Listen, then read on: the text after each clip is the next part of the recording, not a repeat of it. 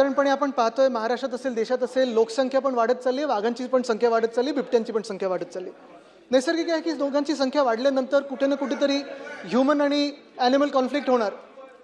हे होत असताना आपल्याला आठवत असेल 2010-2011 साली जेव्हा 1411 टायगर्स लेफ्ट अशी जेव्हा एक सगळीकडे ॲड्स झाल्या वगैरे, त्याच्यानंतर वाघांची संख्या जी वाढली, अनेक वेगळ्या वेगळ्या मंत्र्यांनी चांगलं काम केलं. आत्ता परिस्थिती अशी आहे की आपण मान्य करायलाच पाहिजे की हा कॉन्फ्लिक्ट वाढत चाललेला आहे. तरी देखील एक चांगली गोष्ट आहे की अजून सुंदरबनमध्ये जसं मॅन ईटर्स झालेले आहेत तसे महाराष्ट्रात अजून मॅन ईटर्स झाले नाही आहेत. प्रासंगिक हमले होतात, कुठे ना कुठेतरी एखादा हमला होतो, मग त्याच्यावरनं आपली चर्चा होते.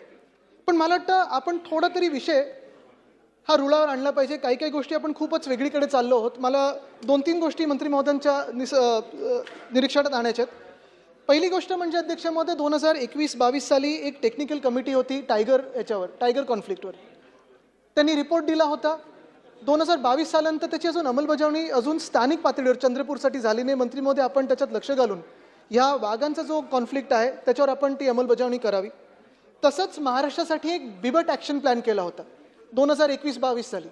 तो देखील तसाच पुस्तकांमध्ये अजून त्याची स्थानिक पातळीवर, जसं आत्ता सुधीर भाऊ सांगत होते की जे रिस्पॉन्स टीम आहे किंवा वनमजूर आहेत त्यांना अजून जे मानधन जात नाही किंवा जे अजून प्रलंबित असेल ते देखील देणं गरजेचं आहे. तिसरी गोष्ट म्हणजे कन्हारगाव हे आपण 50वं अभयारण्य म्हणून तिथे स्थापन केलं होतं.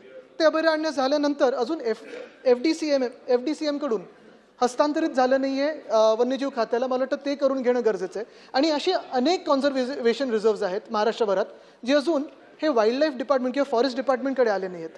मंत्री महोदय आपण जे आत्ता सांगत होतात की संपूर्ण महाराष्ट्रामध्ये वाघांची सफारी असेल किंवा लेपर्ड सफारी असेल किंवा कॉन्झर्वेशन रिझर्व्स असतील, तर 2 भाग आहेत त्याच्यात.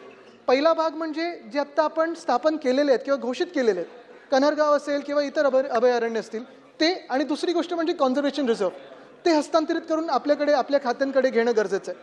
आणि दुसरी गोष्ट म्हणजे सध्या आपण पाहतोय महाराष्ट्रात काही ठराविक मायनिंग एरियाजसाठी आपण पाहिलं असेल, जसं आत्ता 32 टायगर कॉरिडॉर्स या देशामध्ये जे ओळखलेले आहेत किंवा नेमलेले आहेत नॅशनल बोर्ड ऑफ वाईल्ड लाईफनी, ते काही लोक डायल्यूट करण्याचा प्रयत्न करत आहेत. मध्यंतरीच्या काळातच मी एक एक्सपोज केलं होतं की आपल्याच खात्याचे एक PCCF आहेत रेड्डी साहेब, मी आपल्याकडे विनंती करेन की त्यांच्यावर चौकशी तरी कमीत कमी झाली पाहिजेत. 3 पत्र लिहिली त्यांनी. पहिलं पत्र होतं वाईल्ड लाईफ बोर्डाकडे, जे आता इंद्रावती टायगर कॉरिडॉर जो आहे ताडोबा इंद्रावती, तिथे एका माईनसाठी परवानगी मागितली होती. पहिलं पत्र होतं की आपल्याला नॅशनल बोर्ड ऑफ वाईल्ड लाईफकडे जायला लागेल, टायगर कॉन्झर्वेशन अथॉरिटीकडे जायला लागेल. दुसरं पत्र होतं की जाण्याची गरजच नाही. आणि तिसरं पत्र होतं मी सगळी माझी पत्र विड्रॉ करतोय. म्हणजे ह्या पत्रांचा अर्थ काय? हे 3 कॉन्फ्लिक्टिंग लेटर्स होते. अध्यक्ष महोदय, मंत्री महोदयांनी ह्याच्यात खरोखर लक्ष घालणं गरजेचं आहे. कारण असंच जर चाललं तर हे टायगर कॉरिडॉर संपतील. मुळात हे हमले होण्याचं कारण हेच आहे की जर वाघांना पसरण्याची तुम्ही संधीच दिली नाही, मुभाच दिली नाही, तर वाघ तिकडल्या तिकडे अडकून राहणार आणि जिथे जवळ आहे, जिथे मार्किंग करू शकतो, जिथे अजून पसरण्याचा प्रयत्न करू शकतो, तिथे ते हमले होणार. आता चंद्रपूरमध्येच बघा, ब्रह्मपुरी वन विभागाच्या त्या पूर्ण परिसरामध्ये 45 वाघांची जी संख्या आहे तेवढीही आपण कॅरिंग कॅपॅसिटी मानतो. तिथे 3 पट वाघ झालेत. पण तिथे आपण कालवे केल्यामुळे जे होणार, नैसर्गिकरित्या कालवे होणार किंवा गावं वाढणार किंवा कुठेतरी अजून उद्योग काहीतरी येणार, MIDC येणार. पण आपण जर कॉरिडॉरच नष्ट करायला लागलो तर वाघ हे दुसऱ्या कॉरिडॉरपासून, म्हणजे जसं आपण सांगितलं मंत्री महोदय की सह्याद्रीपर्यंत असेल किंवा दुसऱ्या राज्यात असेल, हे कॉरिडॉर नष्ट झाले तर वाघ जाऊ शकणार नाही आणि मग हे हमले वाढत जातात. तर मी आपल्याला विनंती करीन की हे जे PCCF आहेत त्यांची चौकशी होणं गरजेचं आहे. दुसरी गोष्ट म्हणजे कुठच्याही मायनिंग प्रोजेक्टसाठी जी आपण प्रोसिजर पाळतो, मग स्टेट वाईल्ड लाईफ बोर्ड असेल, national board of wild life असेल, नॅशनल टायगर कॉन्झर्वेशन अथॉरिटी असेल, ह्यांच्याकडे जाणं गरजेचं आहे.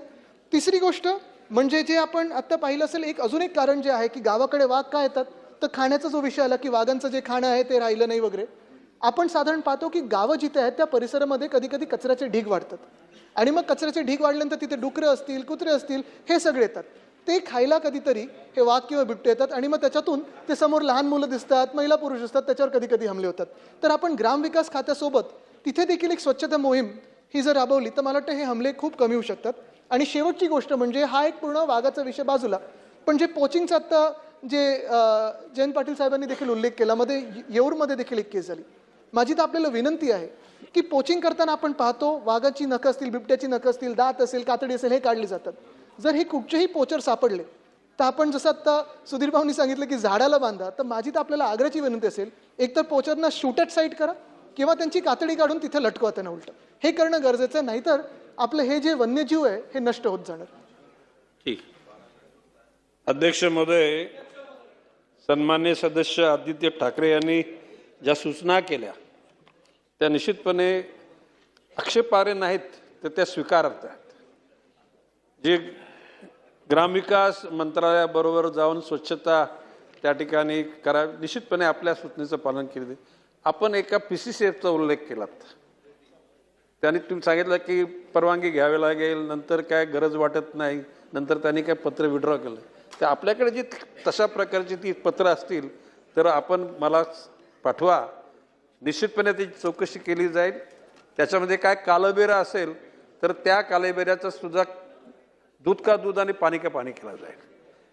आपण जी सूचना केली तर मी जयंतरावांनीच सूचना केली की ही गोष्ट खरी आहे की पोचर्स जे आहेत ना ते नुसते काय आपले स्थानिक नाहीत, अन्य स्टेटशी कनेक्टेड आणि परदेशाशी कनेक्टेड आहेत. अशा लोकांना पकडलेले आहेत, त्यांच्यावर नजर ठेवून आहेत. आणि इंटेलिजन्स, जसं म्हणजे पोलीसमध्ये जसं इंटेलिजन्स डिपार्टमेंट असतं तसं वन विभागाचं इंटेलिजन्स डिपार्टमेंट आहे आणि त्या बाबतीत सगळी नजर ठेवून आहेत, खबरे आहेत. आणि किंबहुना खबर देणाऱ्या लोकांकरता काही पैसे देण्याकरता तसा फंड पण त्या ठिकाणी आहे. म्हणजे भविष्यकालामध्ये मी मगाशी म्हटल्याप्रमाणे आपण बघायचं की प्राणी गावाकडे शहराकडे, तर ते प्राणी ते त्यांच्या अधिवासातच राहतील. अधिवास कमी झालाय, तो अधिवास निर्माण करण्याचीच माझी कल्पना आहे.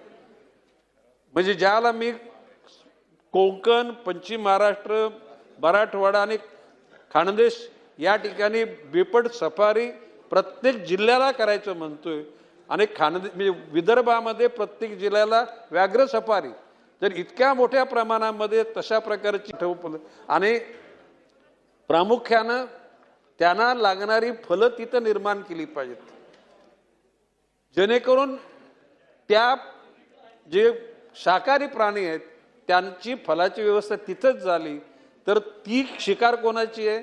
वाघांची आणि बिबट्यांची. म्हणजे भविष्यकालामध्ये त्या एकूण व्याघ्र प्रकल्प किंवा बिबट प्रकल्पाच्या बाहेरच ते लोक येणार नाहीत, अशा दक्षता घेतली. आणि भविष्यकालामध्ये आता आपण म्हटल्याप्रमाणे पूर्वी साधारणपणे 111 वाघ होते, त्याची संख्या आता 555 पर्यंत गेलेली आहे. सुरुवातीला बिबट तर त्या ठिकाणी साधारण हजाराच्या संख्येने होते, आज ती संख्या 5000 पर्यंत गेलेली आहे. आणि भविष्यकालामध्ये या वाढलेल्या संख्येला निश्चितपणे कुठेतरी अधिवास निर्माण करण्याच्या करताच या ठिकाणी मी उपाययोजना करतो. मी स्वतः वन खात्याच्या अधिकाऱ्यांना ते काही डायजेस्ट होत नव्हती, पण मी सांगितलं इट्स माय डिझायर.